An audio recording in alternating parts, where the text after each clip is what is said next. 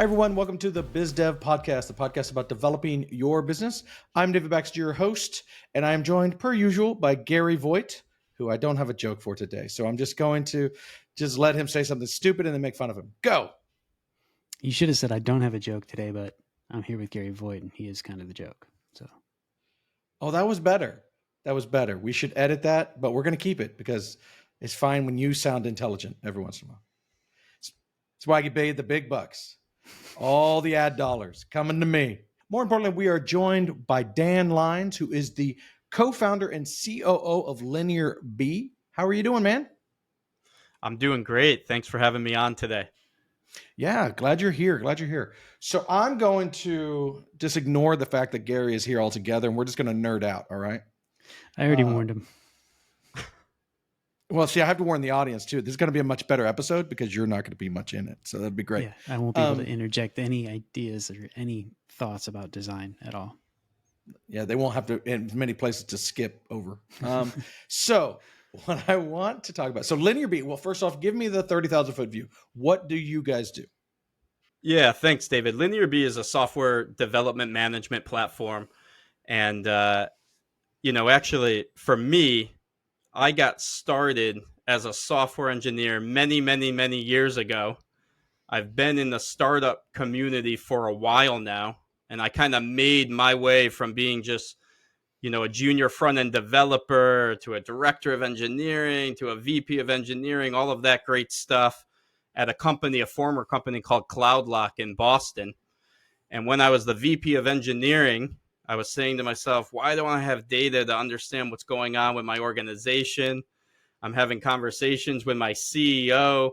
He's asking me, when are these projects going to be delivered? What are we working on? And if you go, I'm sure tons of your listeners know, you come on to into an executive room and everybody has data from sales and marketing and HR and all that stuff.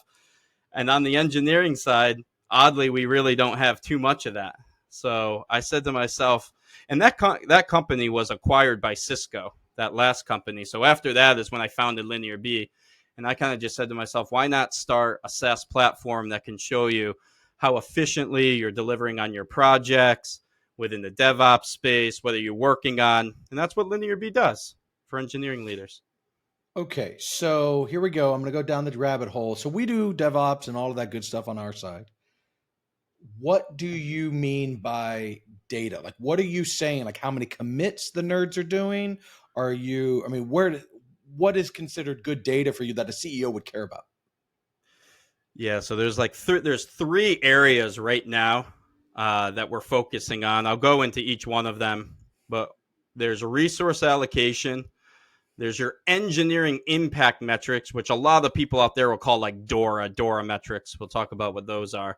And then you have your DevX metrics, your dev experience metrics, usually in the DevOps kind of world.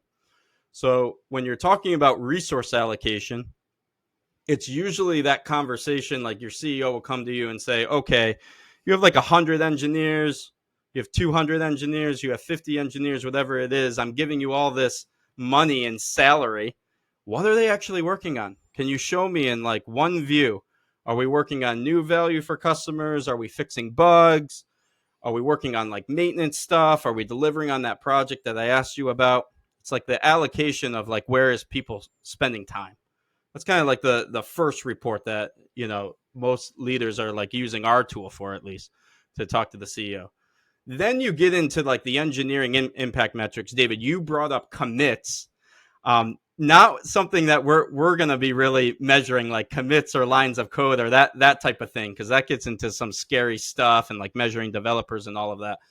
But really what it's focused on is what's your cycle time? Where are the bottlenecks in your, let's say, your DevOps delivery? Is it in the PR review cycle? Are you waiting for a PR to review? Is it taking a long time to release? Is it taking a long time to go to staging environment? So it's kind of following the code from when a developer starts working on it all the way out to prod, and all of the stages in between that, looking for bottlenecks. That's what we'll call our impact metrics. And then probably the latest thing, you'll see a lot of people talking about developer experience, DevX, that kind of stuff. What is it like to be a developer at a company? you'll hear like the terminology, like there's a bunch of turmoil, or like things are getting like, all of that. But what it really means is like, how long are your build times? How long are you waiting for your code to get merged? Are you having to like wait a week or something like that? Or can you get a review really fast? Are builds taking hours and hours? Are they minutes? And we'll measure that type of stuff like on the DevX side. So those are the three areas that we're focused on. Okay. So that's a good high level view. So I want to back up now that we've talked about who your company is and what you do and how you're a lot smarter than I am. Let's back up and talk about, I'm going to change gears real hard, hiring.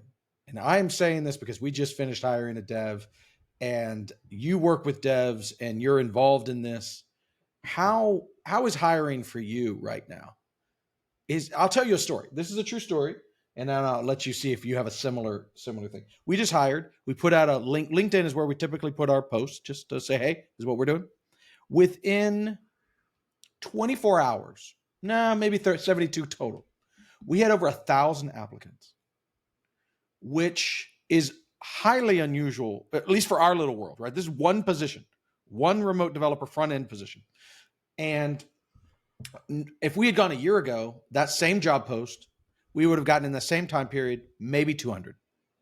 Now we're up to 1,000.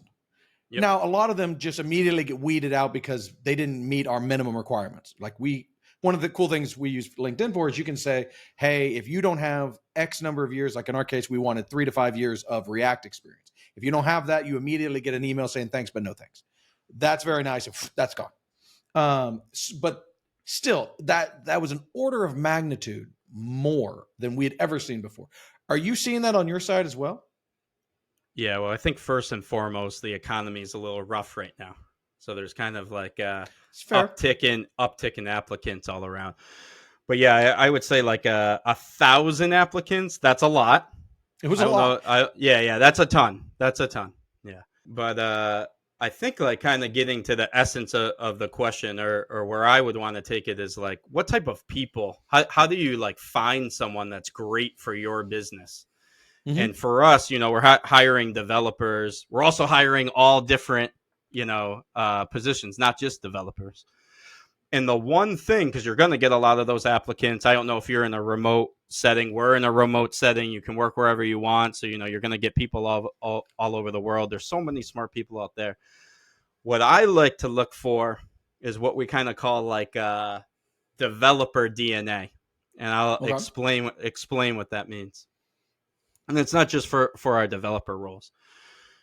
I just said what LinearB is. Yeah, we help engineering leaders. We help engineering teams. We help platform engineers and DevOps deliver software on time more frequently. Number one question is like, do you care about that? Is that something that you want to work on?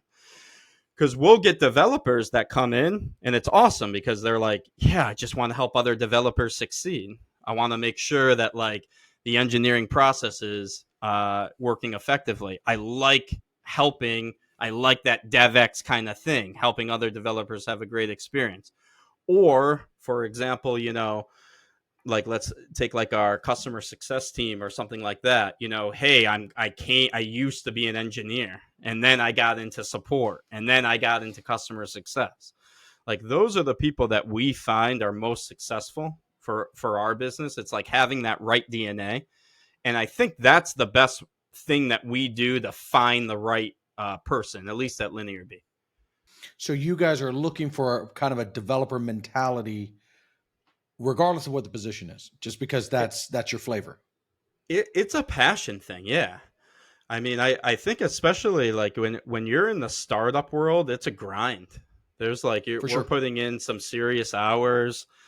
There's ups and downs, and I'm sure you're all aware of. Like, things can be going well, things aren't going as well. Hey, maybe we need to like change the product roadmap, change direction. Hey, we're going to do something different. And then, on top of all of that, there's a ton of innovation. And so we just find the people that can come with the best ideas, the most innovation for themselves. What's the next natural step we should take? If we are going through a rough time, can kind of get through that, are the people that have the passion for the space. And that's kind of why I say that I got to get that DNA right for any business. I think the reason, so our audience typically is people who are wanted to start a business or have recently started a business. And one of the things I thought was interesting about when we're talking to you is a lot of these companies, these guys who want to dive in, these people who want to create something new, a lot of them are going to go into some form of tech, whether they're technical or not. They're going to need to hire developers. Now that might mean an outsourced team like ours, where you hire the entire team, or it means you're hiring your own people. And I was thinking your perspective on that is unique in the fact that this is the world you live in, not only just for your own company, but your whole company is about developers and the whole about their delivering and creating a better pathway to deliver code. So when you're hiring a technical minded person, what do you think the top things are they should be looking for? Yeah. Okay. Besides So let's that say passion. let's say that we got the DNA right, and all of that. When I look at engineers, the ones that are, let's say, delivering the most frequently and most are on time, they can take a big problem, and break it down into small chunks. What does that translate to? Small pull requests, small bits of code, MVPs, that type of thing. So one of the questions that I usually like to ask a developer, especially if you're looking at like a senior developer or someone that's going to lead something specific in the product, or like deliver something for the product. Hey, here's the challenge that we have. We need to deliver feature X, Y, and Z. Let's do a session together of how would we break this down into small iterative deliverables. From the architecture, from the product standpoint, because the data that we see in LinearB, and this is stuff that we're measuring all the time, the teams or engineers that deliver with the highest predictability, with the highest quality, they have small pull requests, and that's that like iterative mentality. So yeah, that would be the advice that I would give if I was like working with a software shop like you, or like deciding to go with someone else or go with myself. It's like, how are you going to iteratively deliver this project for me? So let me take that a step up. I'm a CEO, executive of some sort, who has no idea what you just said, right? Because you're talking about PRs and you're talking about things that they have no idea. So how would you translate that into non-techie speak? What could I look for? I'm hiring my first dev, let's say, or I'm interviewing my first dev team, let's say. How would I get the answers you're looking for in a way that I'm going to understand? I would say it like this. Like, let's say that I was a non-technical CEO. You probably know at least what you want to deliver from the product. Feature standpoint. X, Y, and Z. Let's That's know what a you want. feature. You got to at least know that. So let's Sure. start there. Okay. And I would say, hey, here's the problem that we're trying to solve. Here's the feature that I think we need to deliver. Okay. How would you deliver this? Okay. So I would put that question out there. And I think there's one of two answers that you're going to get. One of them is good and one of them is not so good. Okay. The not so good one, I think, is, well, let me do like a big estimate for you. I'm not, it seems like it's going to be a big project. It's probably going to take us months and months and months of time. So I'm not exactly sure. We probably have to start out with like a pretty large architecture, blah, blah, blah, go into some like very long explanation that doesn't have an outcome and seems like it's going to take a lot of time. That's not a good answer. The answers that I like as like a business leader is like, listen, I don't know every single thing about this feature because we're just talking about it now. But here's the smallest slice that I think that we could deliver. And here's where I think I could do it in like a few weeks. I don't think we have to set up like an enormous infrastructure. Let's get something small running on AWS and let's find out like the first piece of value and let's deliver it in 3 weeks. Can you tell me what that would be? That's a super cool answer. Like that is like, I think like elite. I think of like a senior developer leadership mindset. That's what I would be looking for. That's fair. That's fair. One of the things that I've been told over and over again, and I would assume this is a general trait that people look for, they like when you dive in quickly. Meaning, hey, I'm going to build this thing. I got this thing. I don't know exactly what it is, but I want you to help me build it, or maybe potentially help you build it. When they get excited when you start asking questions about their product and start breaking it down, very similar to what you're saying, is when you dive in there, rather than, don't couch it, oh, well, we're going to talk pie in the sky stuff. They want you to get specific. And I think that's kind of where you're going. Getting specific, asking those questions really helps them understand that you're in this to solve the problem, not to just collect some cash. And I think I think that's combining both answers, right? So one, if they can iterate with you on ideas on the product, that means that they probably have some kind of passion there. Cool. I think your product idea is awesome. What do you think about this first delivery? What do you think about that? What's most important? How is a customer going to use it? That's all the passion side, the DNA side. Yep. And then the other side of it, which I think is more like a senior leader or like a senior developer skill type thing, is like, okay, let me break this down in small chunks for you. What can we what does an MVP look like? Let's do something in one iteration. You like put those two things together, I think you have like a killer engineering team to partner with. I agree. So let me fast forward. You're that same startup guy, but now you're 5 years ahead. You've got some success under your belt. You're doing pretty well. You've got a dev team underneath you. Now, you might not be the CTO, but let's just assume now for a moment that you are, just for this next question. What is a good leader in technology? What does that person look like? What are they looking for in that team? How do they know their team is running well? And how do you as leader make sure they are running well? I think that's like actually breaking down exactly what we're doing with LinearB, which I think the industry is kind of struggling with and some of the data that we're showing. But I'll break it down again into like 3 aspects for you. I think a great engineering leader of like let's say like substantial size, maybe you have like, let's say like 60 or more developers, 40 or more developers, something like that.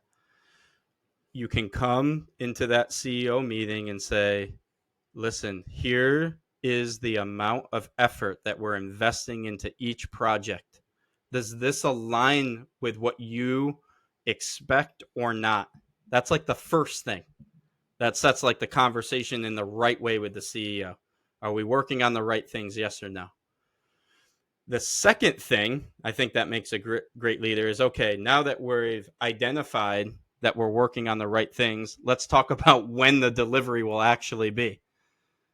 Is it going to be on time? Is it going to be late? Do you already know? What's your prediction? What are your risks? That's the great second step to the conversation. And I think the third great step to the conversation is saying, let me pull the curtain back a little bit for you and show you a little bit about how engineering is actually operating. Is it efficient or not efficient? And let's face it, like this dev experience stuff is super popular now, right? It's hard to retain great developers. So let's talk about that a little bit. Saying something like, hey, here's how long it's taking us to deliver a piece of code from end to end. Anyone can understand that. You don't have to be like come from engineering background. It's like, we start coding today. How many days does it take to get that code out into production? And let's say, for example, that is taking you 14 days. That's a great time, if I am kind of this like elite engineering leader, to say, listen, I wanted to talk to you about that. 14 days is far too long. Actually, industry average is about 7 days. And I'd like to talk to you, David, about how we should invest more into our dev pipeline or into DevOps to solve this problem so I can deliver more projects for you. That's like those 3 steps is like an elite engineering back to business CEO conversation. And that would be my advice and what I look for. Fair enough. So I keep saying back. That's my new so there, Gary. I'm going back. We're going so, whatever. And fair enough is coming in quite a bit too. Fair enough. Yeah. That's just, yeah. I am full of, I am nothing if not predictable. How about that? Yeah. Fair enough is like, I don't know what you're talking about. Okay. Well, fair enough means I'm not going to argue with you. I think what you've said is nice, and I don't have anything to say after that. And I say that all the time. It's not just you. That's why Gary's giving me grief. I like the idea. So you were a developer originally, just a dude on a team slinging some code. Hell yeah. And then you moved up into a leadership team lead kind of position. And then you became a VP of engineering. What does that mean exactly? I don't think I've ever been that. I should add that to my title, Gary. Like the VP of engineering? Yeah. Like, what is that? That's the guy in charge of all engineers? Is that generally? Yeah. So usually the VP of engineering is reporting directly to the CEO, oftentimes, either the CEO or the CTO. In my case, I was reporting to the CEO. And at the end of the day, all of engineering reports up into you. Okay. And you are responsible for the delivery of any and all code, products, projects, features. Yeah, you are. So are you the architect as well, or is there an architect under you that's reporting to you? Typically, you'd have an architect that's reporting to you. Usually, like some super genius, person that's like amazing at, architecting a system, but they'd report up. So the VP is not necessarily the world's greatest coder. The VP is the guy who just leads the greatest coders, in theory. Yeah, doesn't have to be. And to be honest, I wasn't the world's greatest coder, which is probably why I went more on the management track. But there's two things, and this is something that I think is like interesting for the industry right now. When I first became a VP of engineering, which is like a ways back now, oftentimes your job would just be like the CEO or the product person tells you to deliver a feature, and all they ask you to do is, when is that feature going to be delivered? And that's it. Sure. So that's kind of like the classic VPE, like the buzzword around is like operating excellence. Like, how fast can you deliver my stuff? Okay. Well, we still need to do that. What's changed now in the industry, which I think is pretty cool, is a lot of the most successful companies in the world actually now are software companies, even behind the scenes. If you think about like a Netflix even, or you think about like a Spotify, why is Netflix amazing? It works when you click on the video. It's super like amazing streaming. Actually, Netflix is like one of the greatest engineering organizations in the world. And these VPs of engineering, which I think is great for the industry, have changed now from just being, hey, are you going to deliver this thing on time, to more of that like business alignment stuff that I talked to you about of like, okay, let's say you have 500 engineers and the CEO is coming to you and saying, hey, Dan, like we have a mission to increase our ARR, like our revenue. Or like we're Netflix, we really need to like retain customers. We need to retain users. How is what we're doing aligning to that?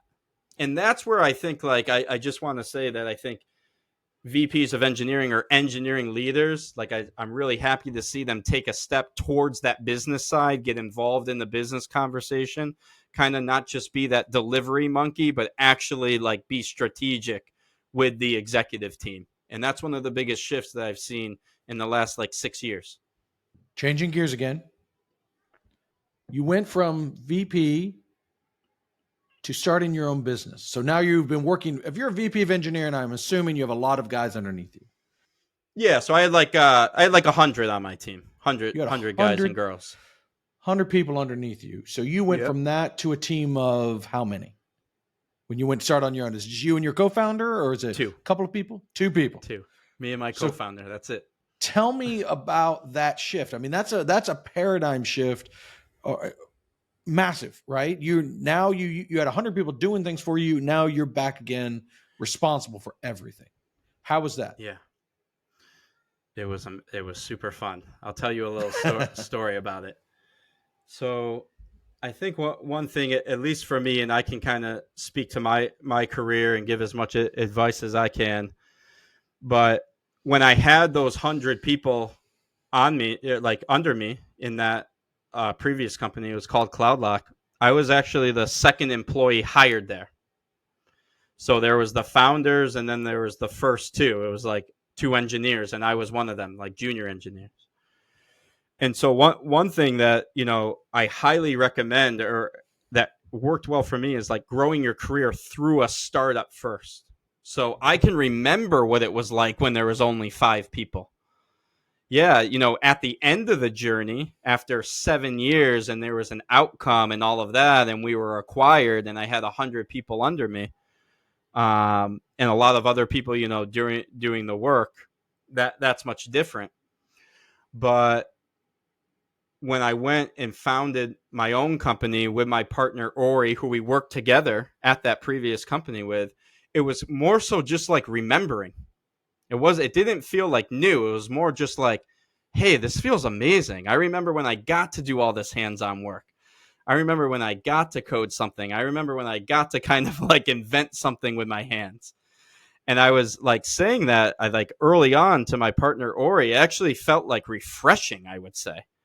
Because sometimes when you get a little bit too high level, it feels like you're not doing anything. I understand that. And I kind of miss that dopamine hit of like, hey, like my job today is to create like one feature, or my job today is like go pitch the company and see if it works. Like that felt awesome. How was your first year being in business? That's almost always, I've told the story many times of our first year and how difficult it was. It was just me. I didn't have a co-founder. Yeah. So how was your first year? Was it awesome? Was it scary? Did you have a runway? How did you guys do your first year?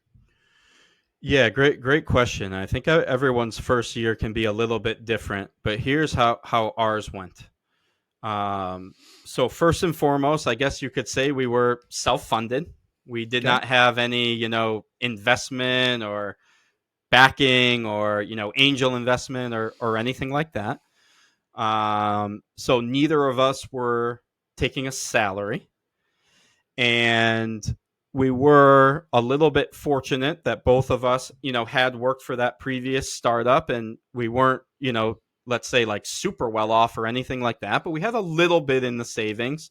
Mm-hmm. And what we did is say, hey, let's say that combined, together as a partnership, we have like 8 months of runway or 11 months of runway, something like that. And in that sense, the runway was like, how long can you survive without a salary? That's what I remember the most. And I remember being super excited for that first like 8 to 10 months. But also it's a little bit scary because, at least for me, it was the first time in my life that every day my net worth was like kind of like getting less and less and less and less. And I'm watching my bank account drain out, kind of from that previous like decent accomplishment. But it's scary to see yourself lose money, like personally, not for the business, but personally every single day. And so it was kind of like for me, I can only speak for myself, battling against time of like, okay, we have this like 8 to 10 months. I'm going all out to make it happen. I'm working, as many hours as I physically can. I want it to succeed, but there is kind of like that cutoff point where we said to ourselves, hey, after 10 months, let's have another conversation, see where the business is at, and decide if we, go forward or not. So did you build the company? Like you guys quit your job or it sold, however that worked. And day one, you start building, or were you doing this as a side gig, building it up while you're still employed? And then you went live and started selling it. How did that work for you? Yeah, so we were both working at Cisco Systems at the time, which was the larger company that acquired that startup that I'd been talking about. So we were both working there. And I resigned. So I had been there for about a year. I made sure like my 100 people got settled, made sure that they had good careers. They were all taken care of. But for me, I did not want to work for like a super large enterprise. It was the exact opposite what I was used to. And I didn't want to do that anymore. So I resigned. I was living in Boston at the time. And I had a girlfriend at the time. And we said, and she had gotten into school in LA. So we were living in Boston. She got into school in LA.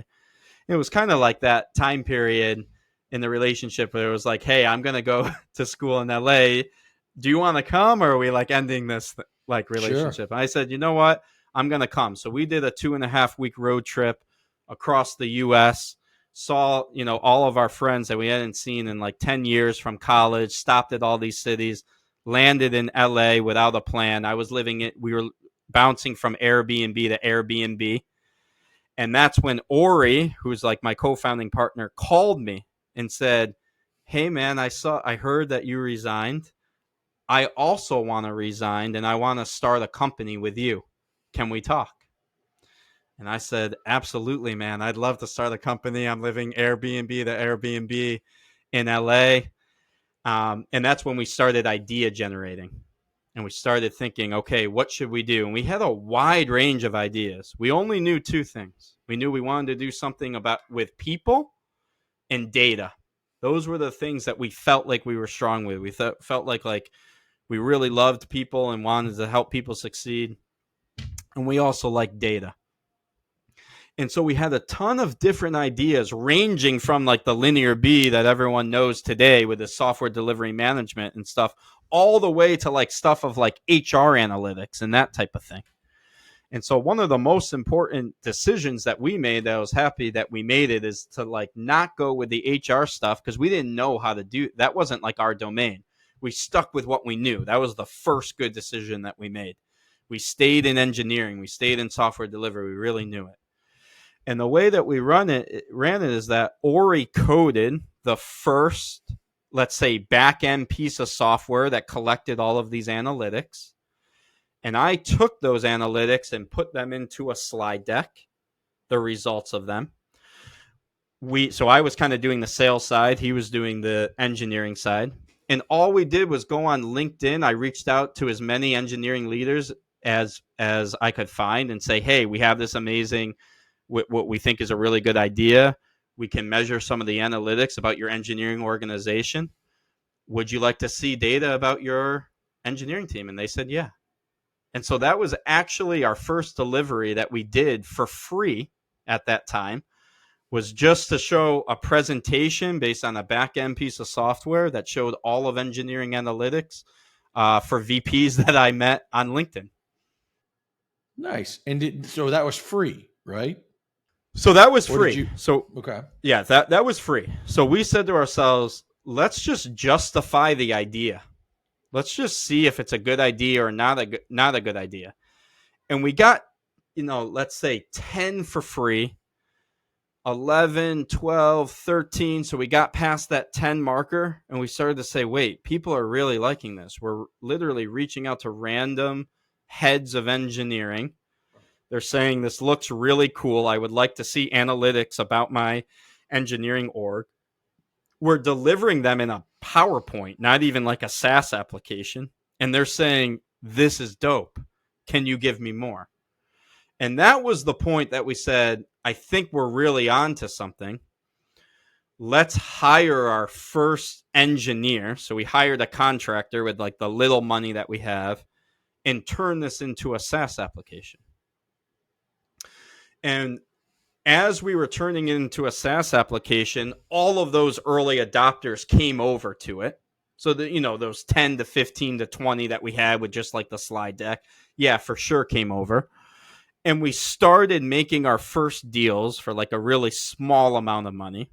And that's when, we kind of got our first investor, who's an amazing guy. His name is Ariel. He's kind of like a serial entrepreneur, has had like some amazing successes and now helps, other founders.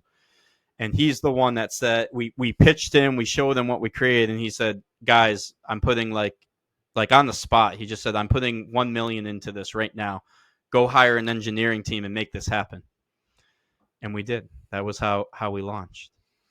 Nice, man. That's a sweet story right there. Yeah. And so now, how long has LinearB been around? So that story that I was just telling you was in the 2018 timeframe. Okay. And that was like our first 8 months where, again, we were going to say, like, let's, go all out. Let's use our own money.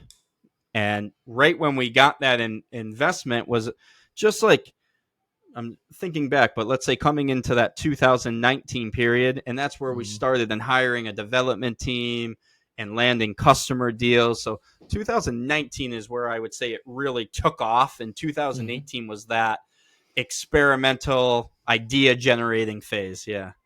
Okay. So where are you guys at now in your life cycle? Are you making money and self-sufficient? Or are you still living off of a runway? Where are you guys sitting? So here's where we're at today. Now we actually have thousands of users and customers. We've taken $70 million in investment. So we've gotten, amazing, VC investment from some of the top tier VCs. We have over 100, employees, and we have a very, let's say, healthy runway. Yep. And we are growing rapidly in our ARR, tens of millions plus. Yeah. That is, man, that's exciting. I Yeah. think that is, it's cheesy to say I'm proud of you because that makes no sense at all, but it's still very, very cool. I'm not sure the right way to answer that, but success is always fun to see, right? When someone takes an idea out of nowhere and executes on that well, it's an exciting story. It doesn't matter what the industry is. It doesn't matter what you're doing. It's always exciting, and because it's rare, right? It doesn't happen a lot. That's the people find out that Big Pixel is 10 years old and they're like shocked because I should have gone out of business 37 times by now. That's the statistics, right? Yeah. And so when you find someone who's done that, it sounds easy, especially you're surrounded by Silicon Valley and whatnot over in LA. But for every story you hear on TechCrunch, there's 1,000 that just never even got past their first year. And so Yeah. very cool. Very cool. I always love to hear a good success Thank story. you. I appreciate that. And I hear where that vibe is coming from because what I found during my time frame is there's really like this entrepreneurship community and everybody's rooting for each other. That's the other thing that I do want to say. It's hard to say in just like stories, but there's so many people early on and we were all together and some companies made it, some didn't. But I think it's kind of just like that entrepreneurship community is why you're like saying you're proud. That's what makes me proud of other people that make it too. For sure. Speaking of other people making it, Dan, what would you say from your journey you've experienced? What would your top 3 pieces of advice be for any new entrepreneurs or new business starting up? Yeah, I mean that's a great question. I'll try to limit it to 3, and there are 3 that come to mind, and there's some of them that I've already been talking about and sprinkle them in, but let me try to be concrete with it.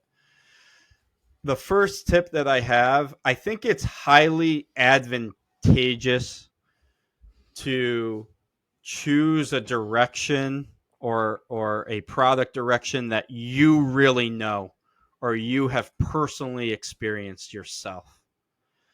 And that goes back to that DNA because there's so many decisions early on and you don't have data and you're like going by intuition and you might not know which direction. There's a million decisions to make.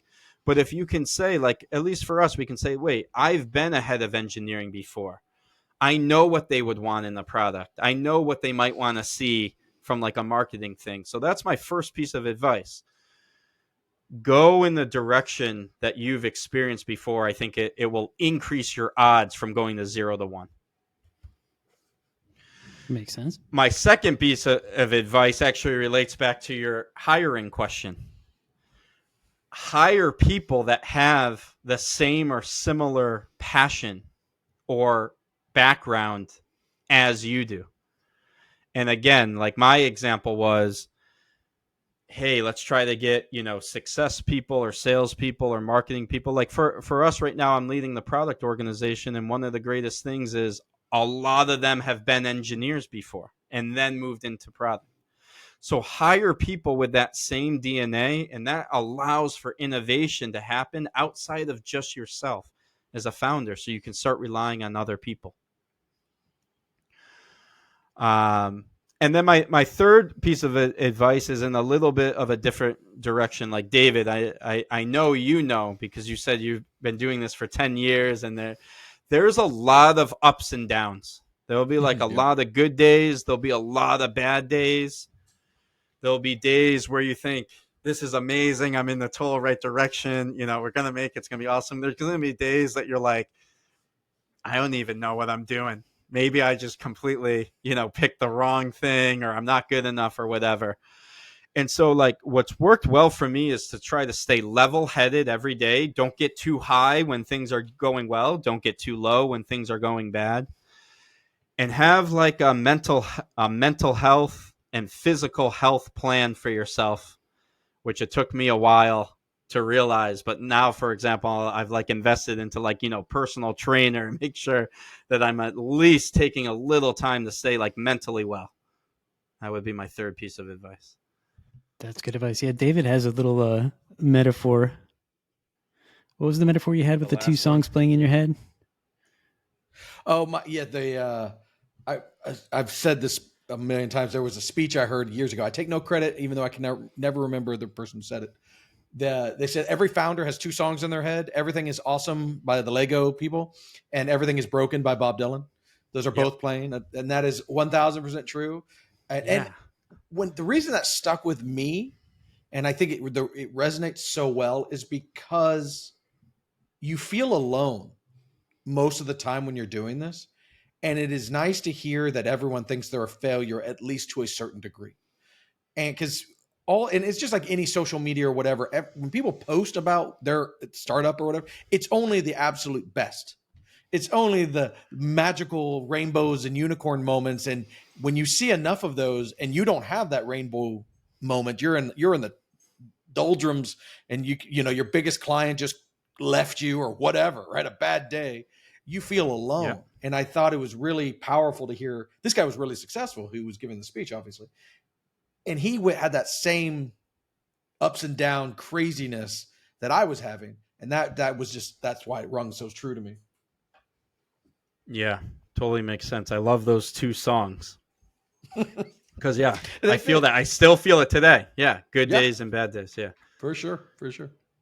So if anybody wanted to get in touch with you and learn more about LinearB and learn more about you in particular, how would they get in touch?